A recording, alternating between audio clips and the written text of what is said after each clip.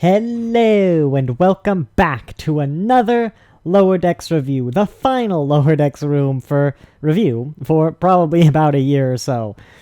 First Contact, where the USS Cerritos apparently has to help another ship with first contact. So yes, before we get into the review for the episode that isn't actually out for me yet, a bit of admin. Monday there wasn't a video. That's because life got in the way. That's also why I didn't cover the Discovery trailer, and now it's too late to be of any value. And obviously, as this is the last episode of Lower Decks, there won't be any video next Thursday because there's no episode of Star Trek, but we will review Prodigy exactly like we've been reviewing Lower Decks, starting the week after next, the first episode it comes out. And so if you've been enjoying these, watching through the series, then definitely consider subscribing for that and just moving on to Prodigy with me and with the rest of us. I know for a fact that about 80% of you who watch these aren't subscribed, and about half of you are returning viewers, so you might as well go ahead and hit that button. But without further ado, let's start the review, the final review of Lower Decks Season 2.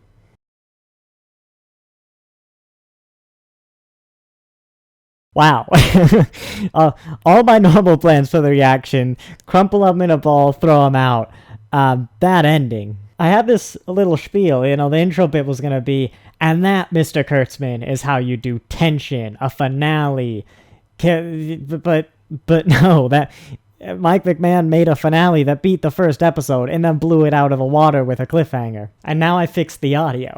Rutherford obviously got some sort of weird memory thing, very covert thing implanted in his chip, in his little brain chip. I mean, Section 31 comes to mind, of course. Covert Federation stuff. Could have been a few things, but maybe there's some sort of Section 31 operation going on. Kind of, like I was mentioning last episode, I didn't think I was right. I'm still not sure. Someone on Reddit pointed out that what I thought was a Section 31 uniform kind of resembles one of Wesley Crusher's uniforms. My first thought, well, not my first thought, but eventually the first theory I came up with was that the Pakleds blew themselves up with the bomb we knew they were getting from the Klingons. Ooh, new theory. I'm gonna craft theories as I go this.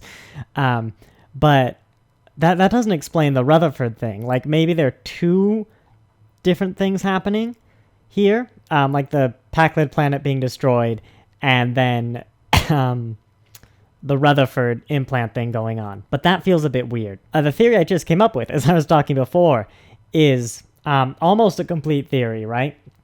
Where Federation-Klingon alliance, very important. That is actually probably the most critical alliance in the entirety of the Federation. Once Undiscovered Country happened, and that alliance became a thing, it basically made the Federation untouchable by the Romulans. They were untouchable, the Federation-Klingon alliance, until the Borg and the Dominion. The Dominion's not a threat. We know from Picard Season 1, some behind-the-scenes stuff, the Federation believes the Borg is no longer a threat after Voyager. They believe Voyager destroyed the Borg, or at least destroyed them to a point where they're not a threat. So if the Federation learned that, not the Klingon, not an official capacity in any way, but Klingons were involved in a theory to destroy Earth, that risks the alliance falling apart. It probably wouldn't, any more than like a Canadian terrorist would destroy diplomatic relations between Canada and the United States. But if you're Section 31, right, as Bashir so elegantly put it, we haven't even won this war and you're already planning for the next. No probability is better than any probability, so I wonder if Section 31 in the Klingon High Council, or maybe some mole in there, kind of got together so the Federation wouldn't figure out what was happening, and instead sabotaged the explosive or whatever, gave it to the Pakleds. Pakled Planet blew up, and they're pinning it on Freeman because they have enough evidence they can scrounge together from, fabricate, of course, because we know she didn't do it. And that's Theory 1. Now, how happy people will be with Lower Decks touching on Section 31, questionable, but I've maintained for a long time that as long as the story is good, you can do whatever the heck you want in any universe. Sure, some universes are going to need a much better story to make them fit, but in principle, you can do whatever you want. And if Mike McMahon and the Lower Decks team can keep delivering stories like that with Section 31, then nobody is going to care about what's kind of considered a bit of an overplayed part of canon that a lot of people just wish would go away. And now back to your regularly scheduled programming, I think. Yeah, that was an exceptional finale.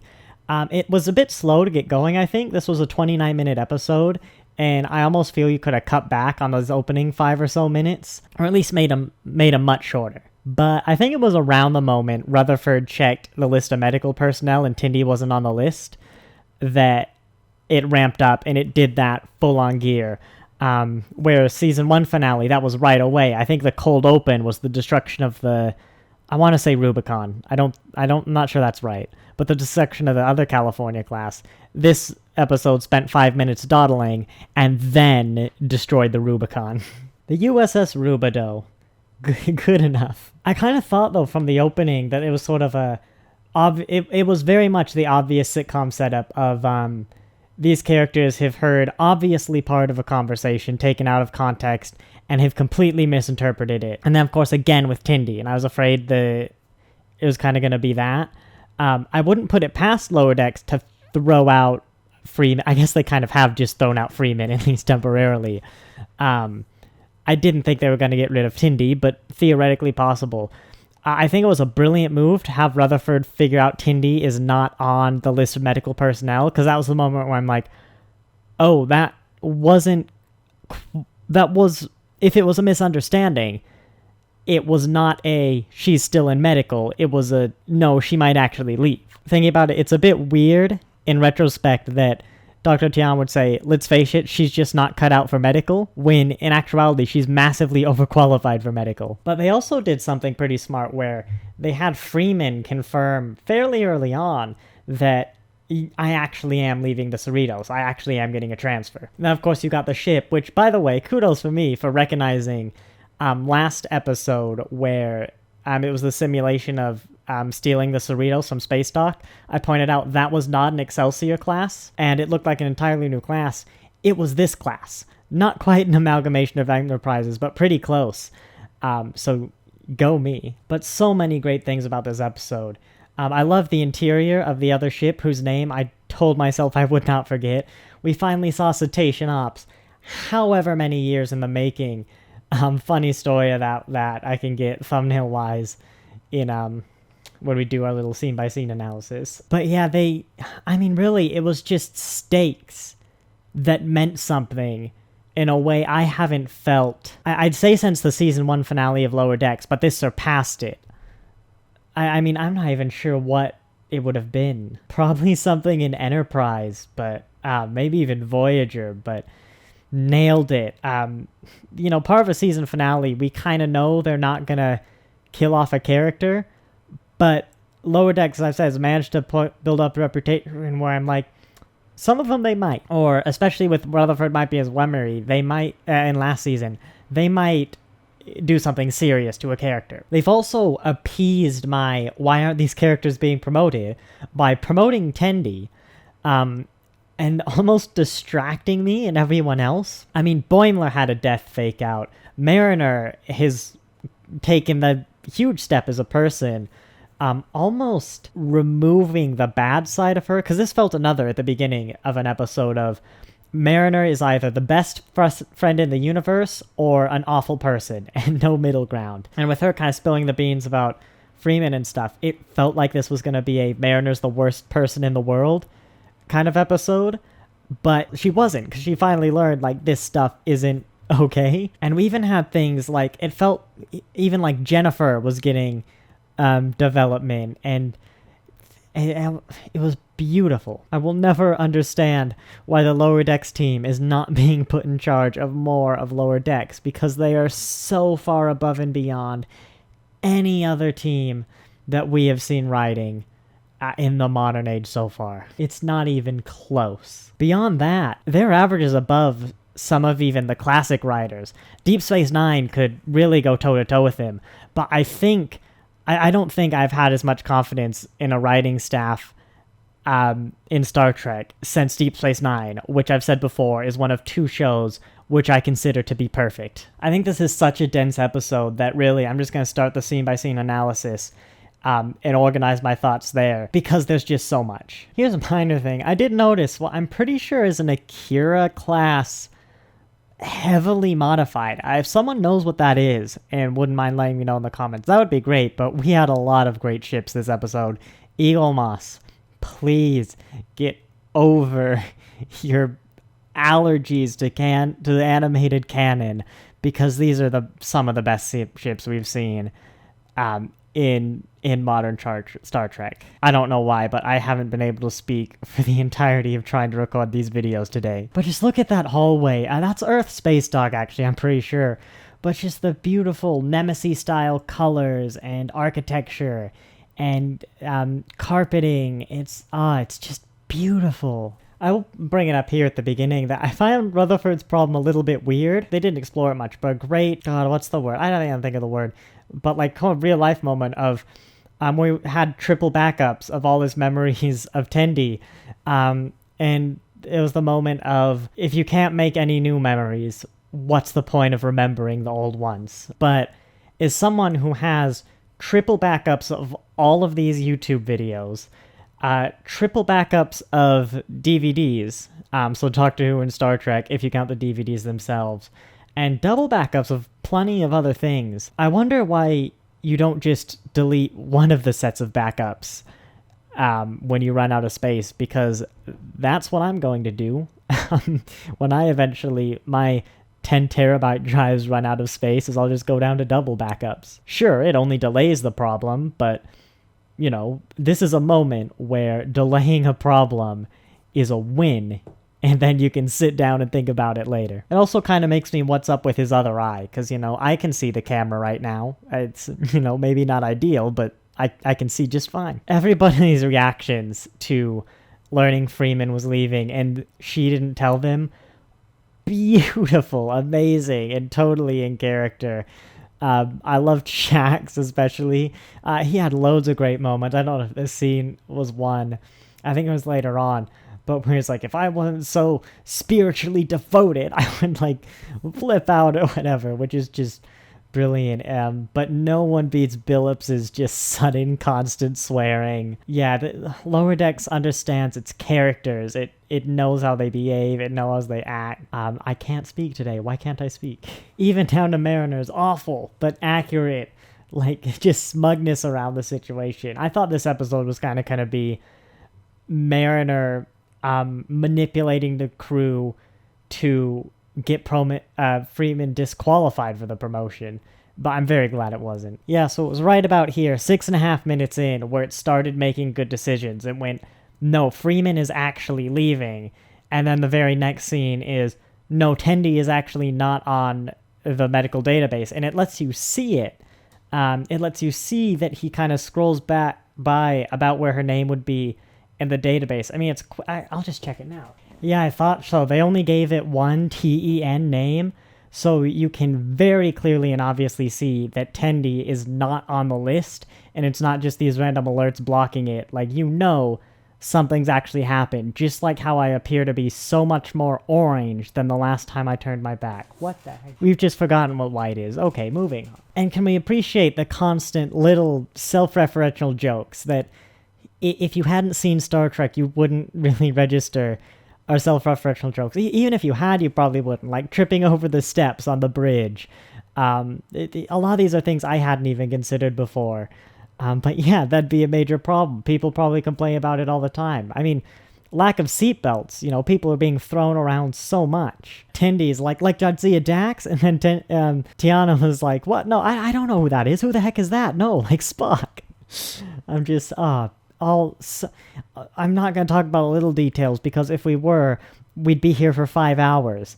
And this was just a fantastic episode. And I've also just registered the sort of Tendi and Rutherford exploring the Cerritos, looking around it, is also an amazing, almost celebration of Lower Decks. remember all these past times that were great, which is essentially what Lower Decks is all about. And you might say that's just pointless fan service, but if you can do it in service of an episode and make a fantastic episode, that's what the fan service is supposed to be. I mean, it's still an amazing work. Hang on, I was gonna say, this episode had a great mix of getting orbital mechanics right and wrong, but did this episode actually get it right? No, probably not, because you have the sun exploding, hitting an asteroid, and then pushing the ship. Now, that could have been some weird subspace thing that would give the ship either push it really far forward or give it a lot of acceleration. But it 20 hours to hitting the planet, that's still about 40% the speed of light, which is... I don't think coronal mass ejections tend to speed things up that fast, but it's Star Trek. So, yeah, exactly what I said. It's some weird asteroid with some weird subspacey effects, so it works. But also, it was like, yeah, we have momentum. Things don't just stop in space after you have them pushed. So, honestly, right there, it's better than basically any other episode of Star Trek that's ever handled orbital mechanics. So, props to Lower Decks. They did kind of gloss over the fact that, though, yeah, they saved the ship and the planet. They stopped the antimatter, detonation on the planet, which would have been the world-ending event. They didn't really do anything about the asteroids, some of which seemed quite large. Like, again, magic asteroid. Maybe it's soft enough to burn up in the atmosphere, but I still feel like this planet is more than a little screwed with massive chunks of the planetoid hitting their atmosphere and probably not all burning up. An obligatory, beautiful animation effects that is obviously a Generations reference, but just... I'd let these play, but I actually got a copyright strike for doing that once. But beautiful animation. And then the Cerritos problem actually felt so thought out. Like, tractor beam, this is why we can't do it. Well, can we do the opposite? Just kind of push them out of the way.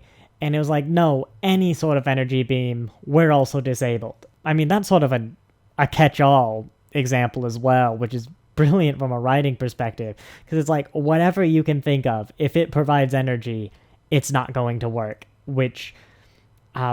short of ramming the other ship out of the way is just about everything I can think of, and I don't think ramming the other ship out of the way is going to work. Then in the captain's yacht scene, which has weird theater chairs for people to watch the captain's yacht, I don't really know. But Rutherford's plan is, again, everything about this was so well thought out. Not just from, like, a technical aspect of the plan, but in making it an exciting, interesting, and clever thing to watch. Not to mention beautiful. The way the Cerritos looks without its paneling, I'll get to that.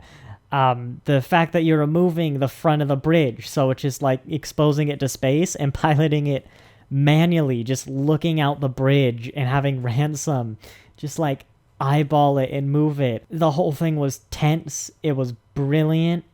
It was well made. And again, the stakes here, there's a planet we know nothing about at stake, but honestly, I barely care. You could get rid of the life on the planet, and I think it'd still be just as tense, because you have the other ship in danger. You have the stakes that some of the crew's lives are temporarily put in danger. You have the emotional... danger is not quite the right word, but the emotional precarious places and stuff, and you don't want people to leave on bad notes. You don't want anyone to die, like having the last thing they said to their loved ones be awful. And because that is the kind of stakes that people are going to care about. The Discovery Season 4 trailer, if you want my reaction videos to that, because I didn't make one, this is the exact same season of Discovery that I've seen 3 times already. Even the Reddit, r/Star Trek, which is usually pretty positive towards Discovery, and you can actually get banned for being too negative for stupid reasons, which they've banned the guy who does the Canon references post, which is why I don't care about the Star Trek Reddit anymore.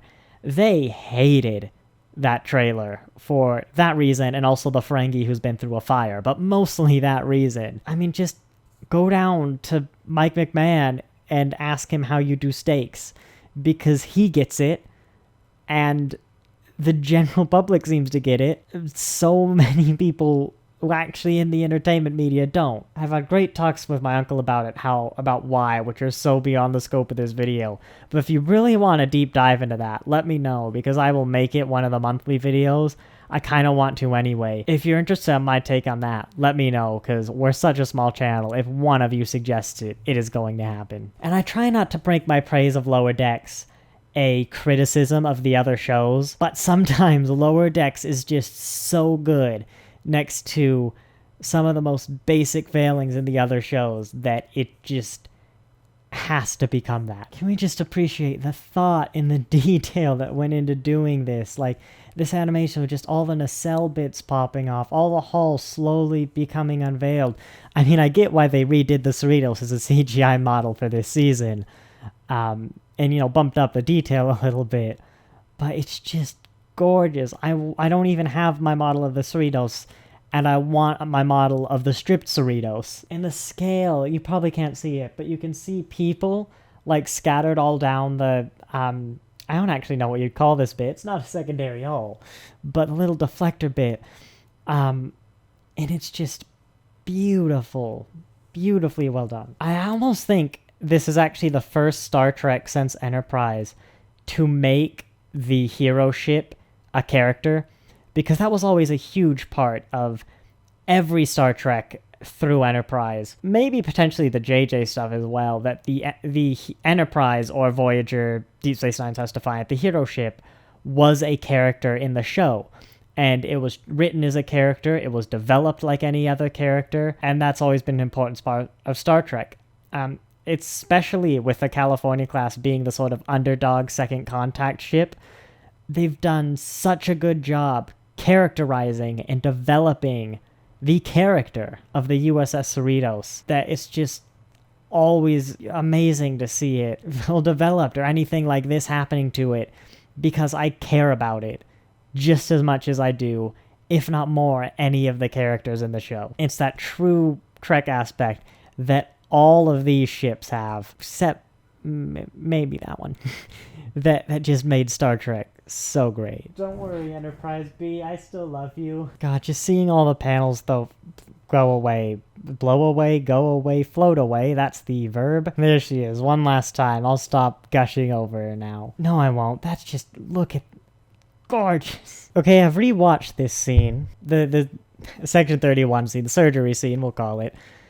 And I'm almost having the thought, what if this isn't after he lost his memory, or I suppose after he lost his implant in season 1, what if this is when he first got his implant? Because their dialogue is, what if anybody asks if he has it, we've programmed that in, he'll think it's elective. I assume that was a reference to the redundant memory of Tindy, but that doesn't make too much sense. Like, I don't know, maybe it was extra memory storage or something, and he was putting whatever, we'll call them Section 31 wanted on that, but whatever, that's what I thought they were talking about. But I wonder if it's actually he has the cyborg implant for that reason. Like maybe Rutherford's, I don't know, I don't want to say he's a Section 31 agent, I'm going to sound crazy. I'm going to change my initial guess. Rutherford, most likely unknowingly, was taken for some undercover thing, probably Section 1, could be something, Section 31, could be something else. Immediately before this beginning of episode 1, he was made a cyborg when he didn't really have to be for some shady thing we, as of yet, cannot determine what it is. We don't have enough info. Potentially, if not probably unrelated, or only tangentially related to what's going on with Freeman right now. Because if you remember, Rutherford was a brand new cyborg. His implant was brand new in season 1. It was still suppressing his emotions randomly. He was a recent cyborg, they said. So yes, that is my updated guess. Theory. We'll call it a theory. I sound more professional. Cetacean Ops. However many years in the making, it's the title of this video. I've looked it up later. The funny story, my partner, when I ordered the thumbnails from them, they ended up making 9, and then I edited the last episode thumbnail for episode 1. One of the thumbnails I requested was a Cetacean Ops thumbnail, and I didn't think I would get to use that. I actually already made the thumbnail with another drawing they submitted, which I asked for a crying thumbnail, but one that could be taken either way, kind of like that was so sweet or that was so sad. It basically, after my reactions to the first season's finale with the Tendi Rutherford stuff, I thought it might be good to have that on the back burner. What I watched them draw was some sort of horrific nightmare scene that when Alex, how am I ever going to use this? And at this point, I'd figured we're not going to see Cetacean Ops this season. That's going to be a season 2 thing. It would have been in the trailer or teased somewhere. We would have known about it by now. So you're going to have to wait to see if I ever am forced to use my horrific cry. I think it's called Horror Cry or something, the file, in a later episode. Because I'm saving that. I'm not showing you guys that until Lower Decks ends. Or I've used it. Yeah, they finally... I mean, it's been canon Station Op, so we finally seen what it looks like, and it's not even, planned for flippers. Classic Lower Decks. It's just so cool, the image of the open view screen, meteorites coming into the bridge. By the end of this, it's so, dinged and singed up. It's just... The premise, whoever came up with that idea deserves a promotion, especially if it's Mike McMahon, because the only promotion for me is Kurtzman's job. I'm supposed to encourage the Discovery people to watch that reaction series soon, not push them away. I actually thought season 3 of Discovery was quite good. There we go. I thought it was great, and then it became quite good. You all know when. Yeah, there we go. Look at that. The smudge marks, the scratches, the cracked screens. It's just so well done. The animation quality is exceptional in this show. I will say, though, a bit of a problem with the season of bringing on Kayshawn and then bringing back Shax is that Kayshawn is a bit of a nothing character almost. I feel he hasn't really done anything or developed much through the season. And in fact, I've noticed him in the last shot, he looked super bored, just dead out of his mind. And now he's up here at the con. He instead of he was back by the security bit before, and I don't know, it's almost like the writers aren't paying attention to what he's doing as well. Why I don't know, why is Kayshawn still here? What's he doing? I also love this guy who's apparently always in a bio bed. I only remember him when Rutherford was doing the medical job. This was the Bajoran? Yep, the Bajoran he operated on. Tindy getting a promotion is interesting. She doesn't appear to actually get a rank promotion, just a shift into that science promotion-y, but I can't remember what it's called. Which again is great because it promotes Tindy without actually having to promote her. So from a show, you can keep her as an ensign for longer, another season or 2 at least, before I start kind of feeling she really should be going up again. It is interesting though, because it suggests that doctor and scientist aren't really distinct jobs. Because otherwise, could you imagine if you were trained to be a doctor, you got on your doctor ship, you were an exceptional doctor, and then you got transferred to science? Tendi will love anything, but I always thought she was on a medical path. Boimler in the first episode was, one day you could be chief medical officer. But it's interesting to kind of see science is almost a superior path to medicine within the same field. I don't know, it's just kind of interesting. But as Tiana said, more missions and stuff, more experience, more diverse stuff.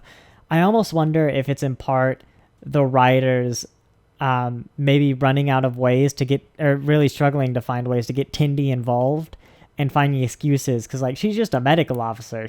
She's kind of confined to the sick bay from a story perspective. It might be hard to get a reason for her to do anything else. I almost wonder if it's a clever writing thing disguised is a lot of great story stuff that makes sense. And we've caught up to my beginning of the review. Wow. I don't know if I doubt season 3 will be a rescue Freeman story to for lack of better terms, because that's not Lower Decks. Lower Decks is the episodic show. How long did we spend on the Titan? 3, maybe 4 episodes? Maybe even 2. I don't remember. I doubt it'll be just one, but maybe they will. They did a lot in these 29 minutes. I suspect 2, 3 episodes at most. Or maybe they will do a replacement captain for a bit who kind of comes in. Like, yeah, it's well, like this season was, where it was like kind of split between Titan and Cerritos vibe for a lot of it. I think it's really too early to say, but I've been recording for 53 minutes, and I imagine the next Lower Decks trailer that comes out, I am also going to be recording for an extraordinarily long amount of time. 12:30. I'm going to be up a long time editing this, so I hope you enjoyed. Definitely subscribe if you've made it this far, the end of the review of the last episode, and you aren't subscribed already. Why? Why wait to listen to me jab on about these for a whole year when you could listen to me jab on about similar things for that whole entire year? I'm tired. Thanks for watching. I'll see you next time.